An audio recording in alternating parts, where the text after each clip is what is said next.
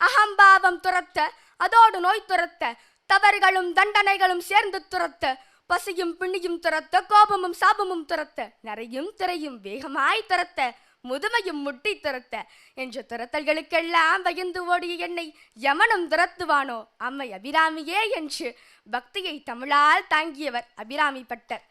ஆதி கடவுரின் வாழ்வே அமுதீசர் அருவாக மகளாத சிவவாணி தாயே என்று அழகு தமிழில் பக்தி நடி சொட்ட சொட்ட பாடினாள். அன்னை வராமல் தான் இருப்பாளோ? தீராத பக்திக்கு பாராத தெய்வம் அவள் அல்ல.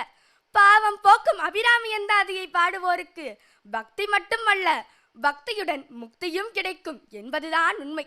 தாமரை மலரில் உரைகின்ற பிரம்மனும், பிறை சந்திரனை சிரசில் தரித்த சிவபெருமானும், பார்க்கடலில் வள்ளி கொண்ட திருமாலும் என்னாலும் துதித்து மகிழும் செந்தூர திலகமணிந்த பேரழகு மிக்க அன்னையே, தயிர்கடையும் மத்தை போல பிறவிக்கடலில் சிக்கி ஆசை கடலில் அகப்பட்டிருந்த என்னை பதிகம் பாடி பாசக்கடலில் பவனி வர வைத்தவளே, பூத்தவளே புவனம் 14 பூத்த வண்ணம் காத்தவளே, பின் கறந்தவளே, கரை கண்டனுக்கு மூத்தவளே, உன்னையன்றி வேறு தெய்வம் உண்டோ என்று அம்மையிடம் சரணாகதி அடைகிறார் அபிராமி பட்டர்.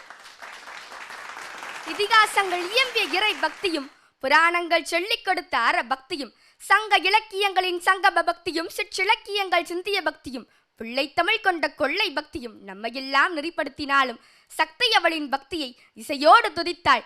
பக்தி சுவையை அடையலாம் என்று பாங்காய் வருடியது அபிராமி எந்தாதி.